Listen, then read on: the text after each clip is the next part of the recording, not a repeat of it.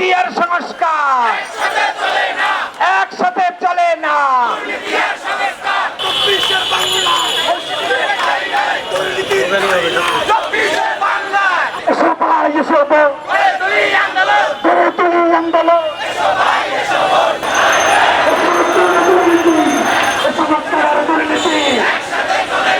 যুব অধিকার পরিষদ, মাননার পরিষদ, সংস্কার দুর্নীতি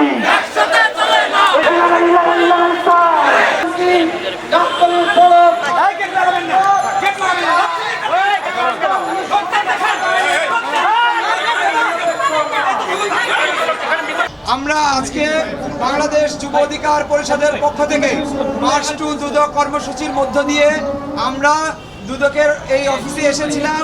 আমরা চেয়ারম্যান সাহেবের সঙ্গে দেখা করেছি। আমরা উদ্বেগের সঙ্গে লক্ষ্য করেছি যেখানে আমাদের একজন প্রধান উপদেষ্টা রয়েছেন, যিনি একজন নোবেল পুরস্কার প্রাপ্ত, যার ইমেজ রয়েছে সারা বিশ্বব্যাপী সমাদৃত, তার মন্ত্রী পরিষদে বা তার উপদেষ্টা পরিষদে যে উপদেষ্টারা রয়েছেন তাদের পিএস এপিএসরা দুর্নীতিতে জড়িয়ে পড়ছে। এনসিপির বিভিন্ন তানভীর নামে নতুন দরবেশের উদ্ভব ঘটছে, যারা শুধুমাত্র বই ছাপিয়ে 400 কোটি টাকা মেরে দিচ্ছে। এখনো পর্যন্ত তাদের আমরা গ্রেপ্তার দেখছি না। তাদের বিরুদ্ধে তদন্তের কোনো কার্যকরী এখনো পর্যন্ত দৃশ্যমান কোনো কিছু আমরা দেখতে পাইনি। এটি উদ্বেগের সঙ্গে লক্ষ্য করছি। সেটি আমরা চেয়ারম্যান সাহেবকে জানিয়েছি। আমরা চেয়ারম্যান সাহেবকে জানিয়েছি 15 দিনের মধ্যে যদি তাদের তদন্ত শেষ না করে, গ্রেপ্তার না করে, তাহলে আমরা কঠোর কর্মসূচি দিতে বাধ্য হব এবং সেই কর্মসূচি হবে প্রধান উপদেষ্টার কার্যালয় ঘেরাও।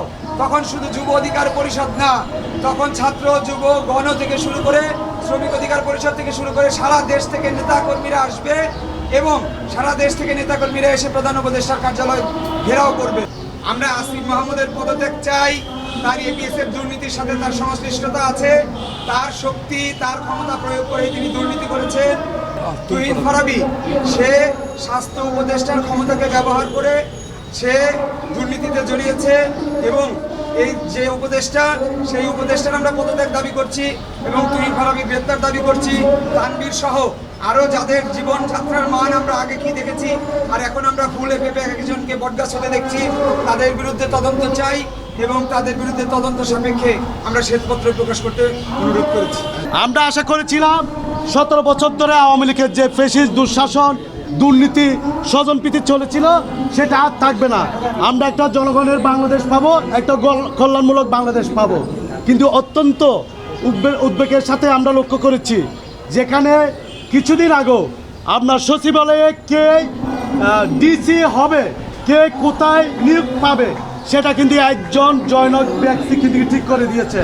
সেটা যুগান্তরে নিয়োগ হয়েছিল, তার নাম সালাউদ্দিন তানভীর, তার সাথে সালাউদ্দিন তানভীর কার পরামর্শে কার হয়ে কাজ করে সেটাও কিন্তু আমরা স্পষ্ট লক্ষ্য করেছি। আপনারা জানেন তার নামের পাশে কিন্তু সাজ্জি সালাম এবং হাসনাত আবদুল্লাহর নামও এসেছে।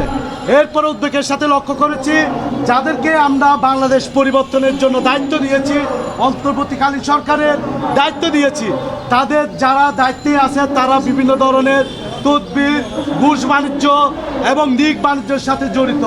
ইতিমধ্যে সেটা বিভিন্ন সংবাদ মাধ্যমে আপনারা দেখেছেন। আপনারা আওয়ামী লীগের আমলে দেখেছেন অবৈধ আওয়ামী লীগ সরকার সুরঞ্জিত সেন গুপ্ত তার এফআইআর যখন টাকার বস্তা সহ ধরা খেয়েছিল তখনই তার সুরঞ্জিত সেন গুপ্ত কিন্তু মন্ত্রিত্ব ছাড়তে বাধ্য হয়েছে।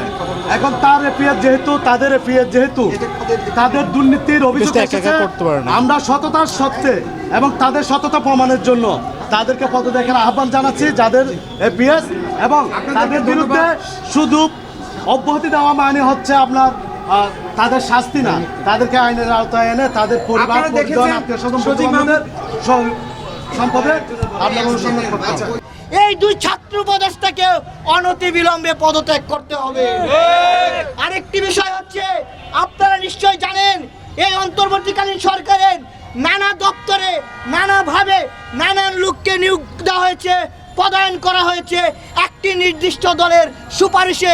সবশেষ গতকালকে আসিফ মাহমুদ দেখেছেন বলেছে যে উনি যে কোনো সময় পদত্যাগ করে যে কোনো রাজনৈতিক দলে যোগ দিতে পারেন।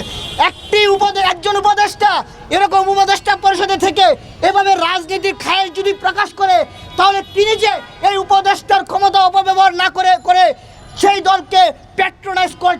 সেটা জনগণের মনে সন্দিহান। আমরা দেখেছি উনি গতকালকে একটি পরীক্ষা কেন্দ্র ভিজিটে গিয়েছিল, আপনারা স্পষ্ট দেখেছেন তার সাথে এনসিপির একজন প্রতিনিধি ছিল। একজন উপদেষ্টার সাথে নির্দিষ্ট কোনো রাজনৈতিক দলের প্রতিনিধি কি কোনো পরীক্ষা সেন্টার পরিদর্শন করতে পারে কিনা? যদি সেটা করে থাকে তাহলে বুঝতে হবে সেই উপদেষ্টার সাথে সেই রাজনৈতিক দলের সংশ্লিষ্টতা রয়েছে।